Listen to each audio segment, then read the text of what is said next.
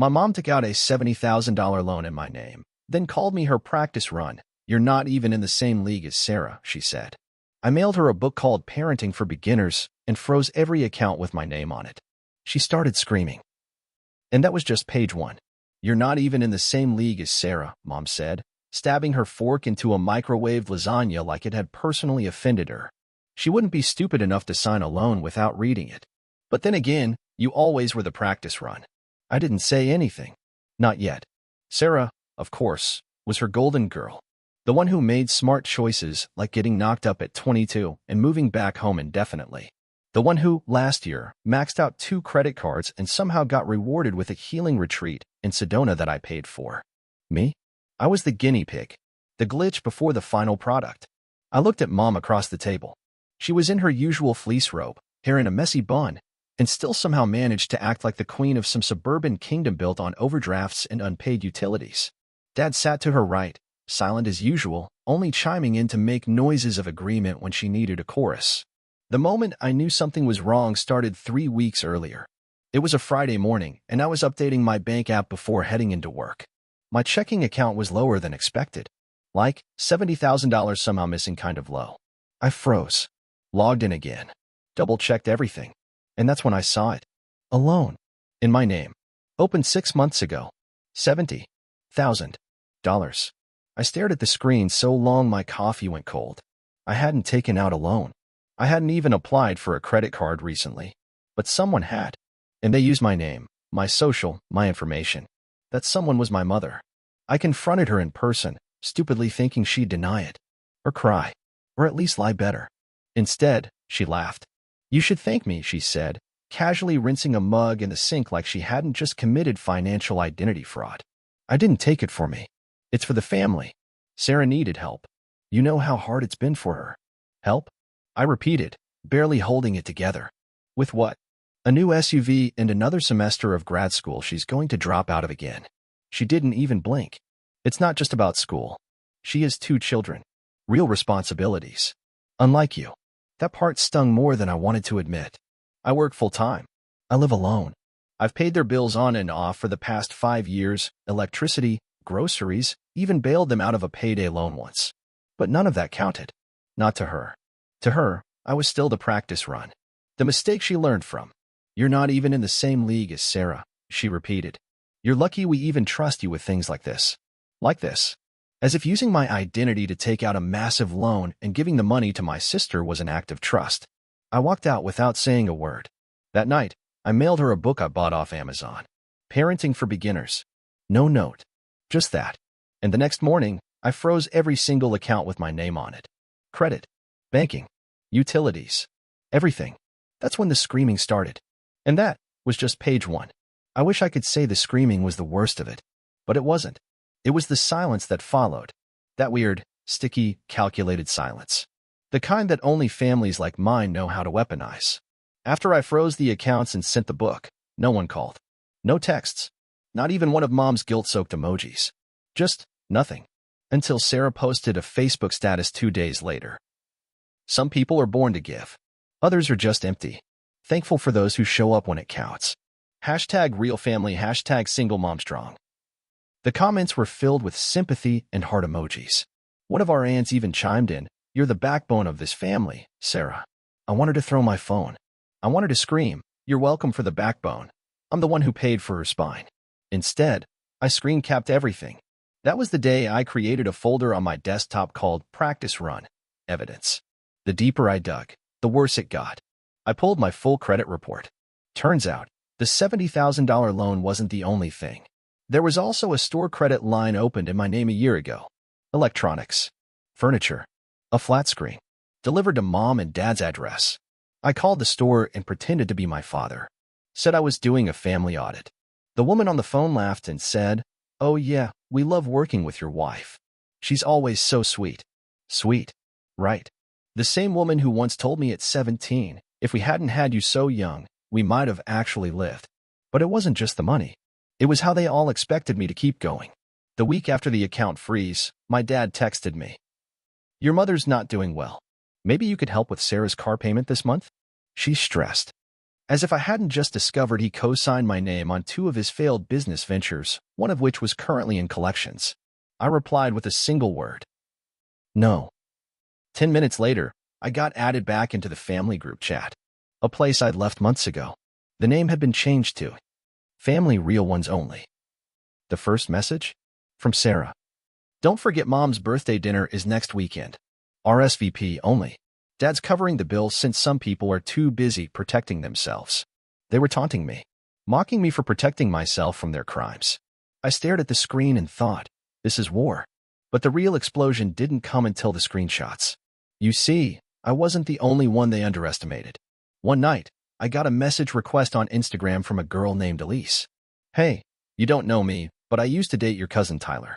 I saw your mom's Facebook post about family betrayal, and I just wanted to say I believe you. We ended up talking for hours. Elise had spent a year in our family orbit. She told me things I hadn't even known. Like how Sarah once said, he's just a paycheck with a mouth. If he didn't complain so much, we'd be in Aspen every winter. Or how Mom had bragged, literally bragged, that she used my credit to get the house through the refinancing slump. She said you didn't mind, Elise said gently. She made it sound like you were okay with being used. I wasn't. And now, I was done pretending I was. That's when I went back to the hard drive. Years ago, I'd scanned everything. Emails, statements, screenshots, even old voicemails. There it was, a recording of Mom laughing with Aunt Denise. Oh, he'll do it. He always does. That's the benefit of having a tester kid. You get all the bugs out early. Sarah's lucky we had him first. I felt something break. Something old. Something heavy. That night, I printed the transcript. Put it in a manila folder. Labeled it Exhibit A, Tester Kid. Then came the final straw. I got a notification that someone had tried to log into my student loan account. Sarah. How did I know? Because she tried to reset the password, and the recovery email was mine. She was still trying to get more money. Still mining. Still squeezing. Still assuming I'd stay silent because that's what the practice run does. But not anymore. The next morning, I booked a dinner reservation. A neutral place. A public place. I sent the invite to my parents. Just them. Not Sarah. Message attached. Let's talk. One last time. But you'll want to bring a lawyer. They showed up 15 minutes late. Not because of traffic. Not because they were busy. Because they wanted me to wait. Power play. Delay dominance. Mom's specialty. She walked in first, wearing her smug little, let's pretend I'm the victim smile. Dad followed, quiet, tense, like he knew something was coming but didn't know how bad it was going to be. They sat down across from me in the booth. A cheap Italian place with fake ivy and Sinatra playing overhead. But I picked it on purpose. This was going to be a funeral. Might as well serve pasta. So what is this about? Mom asked, like I was wasting their time. You couldn't just call? I didn't answer. Instead, I slid a folder across the table, neatly labeled Family Fraud, Volume 1. She raised an eyebrow.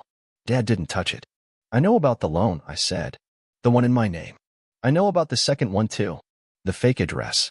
The falsified employment history. The co-signed application with my social security number. Dad shifted. I leaned in. And I know about the phone call Sarah made last week. To the loan company. Pretending to be me. Mom blinked. Slowly. That's when I pulled out my phone. Hit play. A crackling recording played from the speaker. Yes, I'm Jacob. Date of birth January 14th, 1993. I lost access to my portal. Can we reset the password? That wasn't my voice. But it was my sister's cadence. Her tone. Her fake customer service voice she always used to manipulate people. Mom lunged forward and snatched the phone like she could erase it with a swipe. This is illegal, she hissed. No, I said, loud enough for nearby tables to glance over. What you did is illegal. This is insurance. Dad tried to play mediator. You don't understand how hard it's been. Sarah's struggling. We were just trying to keep things stable. Stable? I laughed. You used my identity to fund a fantasy and an online MBA she never finished. That's when I pulled out the second file. Screenshots, emails, voicemails, and one more thing. A printed bank statement. It showed the loan deposit, and 3 weeks later, a $22,000 payment for a down payment on a Tesla. Tell me again how Sarah's kids needed food, I said. Because the only thing I see here is leather seats and self-driving entitlement. Then came the final blow. I reached into my bag and pulled out a small box. placed it gently on the table. Dad looked confused. Mom didn't touch it. So I opened it. Inside was a USB drive. And next to it, a printed screenshot. An edited photo posted on Sarah's Instagram. Blessed to be surrounded by those who matter most. In the photo, Mom, Dad, Sarah, her boyfriend, the kids. My name was tagged, but I wasn't even in the photo. They'd added the tag to make it look like I was part of it. I flipped the page. Next photo, a copy of my birth certificate, with one phrase circled in red. Unwed mother. I looked at Mom. Did you tell Sarah I wasn't Dad's kid? Is that why I'm the practice run? Because I was never supposed to exist. The air left the table like someone had cracked a window. Mom didn't deny it. She didn't say anything. Dad looked at her like she just dropped a grenade in his lap. You told me, he started. I told you enough, she snapped. It doesn't change anything. He's still your son. You still raised him. My hands were shaking. Not from fear. From rage. You didn't raise me, I said, voice low. You trained me. Like a dog. To fetch, to sit, to hand over my wallet. That's when the door opened behind them, and someone walked in. A woman in a gray blazer. Clean, composed. Clipboard in hand. Her name was Nora, and she was the fraud investigator from the loan company. I stood up and waved her over. Mom's eyes went wide. Dad looked like he'd swallowed glass. She's not supposed to be here, Mom whispered. No, I said. She's supposed to be in court, but she agreed to take 5 minutes out of her day to tell you exactly what's going to happen next. Nora sat down, opened the folder in her hand. This account, she said, tapping the first page, is under federal review due to identity misuse, false documentation, and unauthorized access. The primary signatory is under investigation, and we've confirmed through voice recognition software that the call to reset the password was not made by the original account holder. Mom's mouth opened, but Nora kept going. The IRS has also been notified. Silence. You can't do this, Dad finally muttered. I smiled. I'm not doing it. You did. I'm just the one pressing play. As I stood to leave, Mom reached out and grabbed my wrist. Please, she whispered. Don't destroy this family. I leaned in, cold and calm. This family destroyed itself the second you called me a practice run. You should have known. Trials have consequences. Then I turned and walked away. Behind me, I heard the click of Nora's pen and the soft rustle of panic. 3 days after the dinner, I went live on TikTok. Not to vent, not to cry, to document. The video was simple, me sitting in my living room, holding the manila folder marked Family Fraud. I didn't raise my voice. I didn't dramatize. I just laid it out. $70,000 loan in my name. Another $12,000 in revolving credit lines I never touched. Screenshots of texts where my sister called me a walking wallet. Edited audio she created to make it seem like I threatened her. A line from my mom's voicemail. You owe us for everything we gave you, including life. That line hit the algorithm like fire in a dry forest. Within 24 hours, the video had 1.4 million views. Then I dropped part 2. This one? Way more surgical. I walked people through a PowerPoint, no joke, titled Practice Run, a Case Study in Inherited Dysfunction. It had slides, charts, receipts. I ended it with, you don't get to use me, ruin my credit, fake forgiveness, and then scream family like it's a shield. I'm not a son. I was your safety net. And I've cut the rope. That's when the comments exploded. People stitched it. Therapists reacted. A podcast invited me to speak. Even a financial abuse nonprofit DM'd me asking if they could share the story. I said yes. Because finally, my voice was louder than theirs. Sarah posted her own video 2 days later. A shaky iPhone clip, half-whispered, with tear-streaked cheeks and dramatic sighs. She said I was lying. That the family was traumatized by my betrayal. That I used social media to destroy lives. She said, he's doing this for attention. That's all he's ever wanted. I replied with exactly one clip. From her own voice memo, taken off the hard drive she forgot to erase. Honestly, if he found out, I'd just cry and say Mom made me do it. Works every time. I added a caption. How's that working out this time? 10 million views. Meanwhile, I wasn't just making noise, I was rebuilding my life. I hired a lawyer and legally reversed every fraudulent account. My credit? Unfrozen. My name? Cleared. The loan company sent Mom and Sarah a letter confirming the debt now sat squarely on them. And I posted a short clip of me reading that line aloud, smiling. Congratulations, you're finally independent. But the best part? The job offer. A cybersecurity firm, one of the biggest in the country, emailed me after seeing the story. They said, anyone who can do what you just did, under that kind of pressure, should be working for us. I signed the contract 2 weeks later. Remote. 6 figures. Full benefits. First paycheck? I framed it. Caption on the frame. Trial passed. And the family? Oh, they didn't take it quietly. Aunt Lisa posted a Facebook status. It's disturbing how people will sell out their own blood for views. Uncle Dave commented, we need to go back to the days when kids respected their parents. But the silence from the others was deafening. One cousin sent me a DM. Just so you know, I always saw it. What they did. I just didn't know how to speak up. Too late now. The truth was a wildfire, and it had burned every mask in the family closet. 3 weeks after everything broke, I got a certified letter in the mail. From my parents. Inside, a typed letter full of pseudo-legal language accusing me of emotional defamation and demanding I remove all defamatory content. At the bottom, in shaky handwriting, my mom had scrawled, please stop. You're ruining everything. I didn't reply. Instead, I did what I'd been dying to do since this all began. I printed one for myself as a reminder. One hoodie. Black. Bold white lettering across the chest. Practice run. Under it, in small print. Passed with distinction. Orders rolled in. Hundreds. Then thousands. It wasn't about money. It was about message. Because for every one of me, the firstborn fixer, the used, the ghost, there were 100 more out there watching in silence. Until now. The final nail? I bought the domain name. Made it a simple site. My story, the evidence, the timeline. But also, links to credit protection resources. Steps for checking your own identity theft. Tips for recognizing family manipulation. It wasn't revenge anymore. It was a guidebook. And on the front page, I wrote one sentence that still gives me chills. They made me the practice kid. But I made it out of the lab. It started with a knock. Not loud. Not threatening. Just casual. Like the kind of knock someone uses when they think they're still allowed in. I opened the door. And there stood Sarah. No camera. No fake tears. No filters. Just her. Plain hoodie. Dead eyes. Holding a USB stick. I need to show you something, she said. I should have slammed the door. I didn't. Not because I forgave her. I didn't. But because something in her face was off. She looked scared. Not guilty. Terrified. She walked in slowly. Sat down at the edge of my couch like the furniture would bite her. I didn't offer coffee. Or forgiveness. Just silence. Then she whispered, you were never the practice run. I laughed hard. Really? We just imagined 2 decades of manipulation and credit fraud. She didn't flinch. She plugged in the USB and said, just watch. So I did. It was a folder.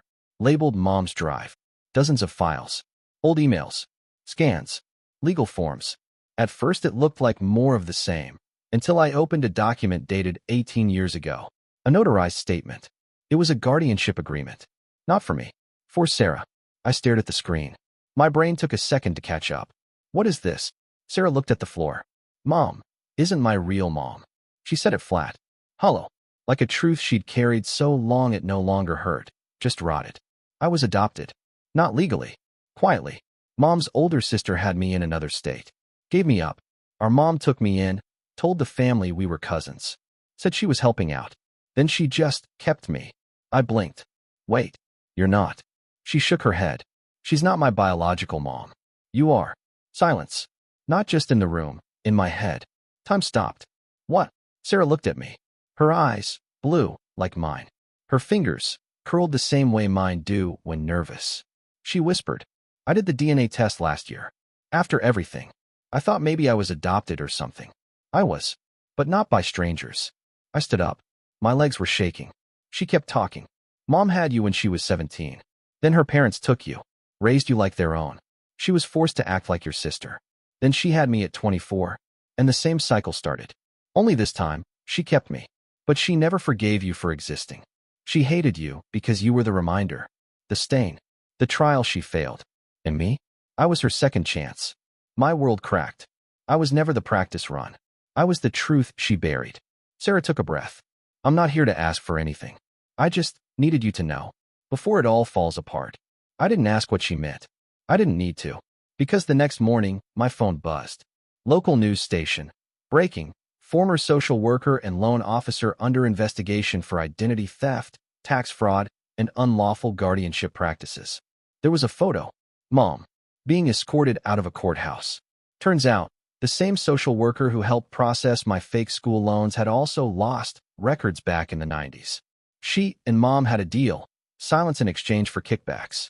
But it didn't hold up. Because truth doesn't need an army. It just needs one survivor who refuses to shut up. I didn't visit her. I didn't write. I didn't send a message. But I did something else. I opened my site one last time. And I changed the headline. It no longer said, "They made me the practice run." It said, "They made me disappear until I returned to testify." Below that, a new tagline. Not the beginning. Not the end. Just the proof. Sarah emailed me a few days later. No subject line. Just 2 words. "I'm sorry." I replied. "So am I. But at least now we know who was really on trial. And this time, it wasn't me."